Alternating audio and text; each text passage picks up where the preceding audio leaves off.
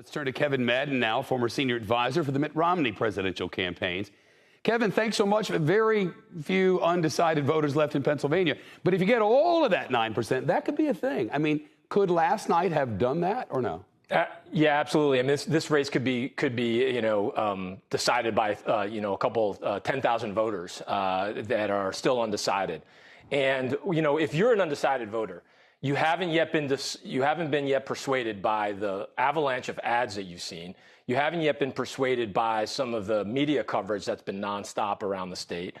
So you're looking at a debate. That's your probably best last chance to compare the candidates.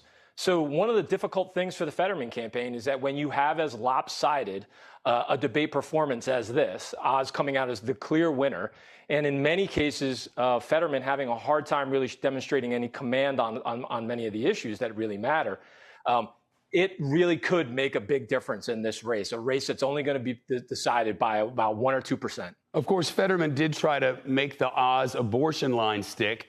He already has that ad out. Is that a play that lands really beyond Pennsylvania?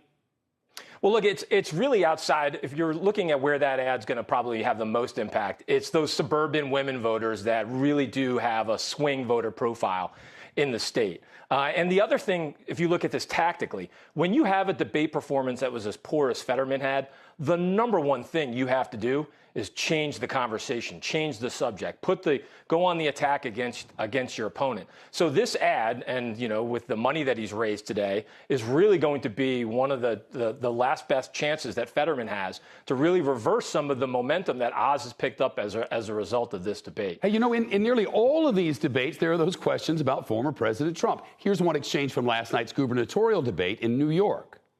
Is Donald Trump a great president? I worked closely with him on a yes number of important policies. Yes or no? He's allowed to have a minute, like you. Yeah, you don't get a yes or no on that. But Congressman Zeldin didn't answer and said he went on to rattle on about the accomplishments in the Trump years. You wonder, are these Democrats, are they doing the right thing with that? I mean, or are they looking forward to some future time when in a Democrat's dream there's bars and chains and that your support from the, you know what I mean? What is this? Yeah, totally. They're convinced that the profile of Donald Trump is toxic inside these suburban areas. In places like New York, where you're looking at like Westchester County, Nassau County, even some of these counties, collar counties around some of these upstate metropolitan areas like Syracuse, they're convinced that that's the way that you you put your opponent on defense if you're a Republican. I think Zeldin and others have been very adept, though, at focusing on the big picture. They know that this is going to be a midterm that's less decided by Donald Trump's profile in the suburbs and much more defined by those key kitchen table economic issues, the economy, inflation, gas prices. That's going to drive the vote at the end of the day. And crime, it looks like. Kevin Madden, as always, appreciate you.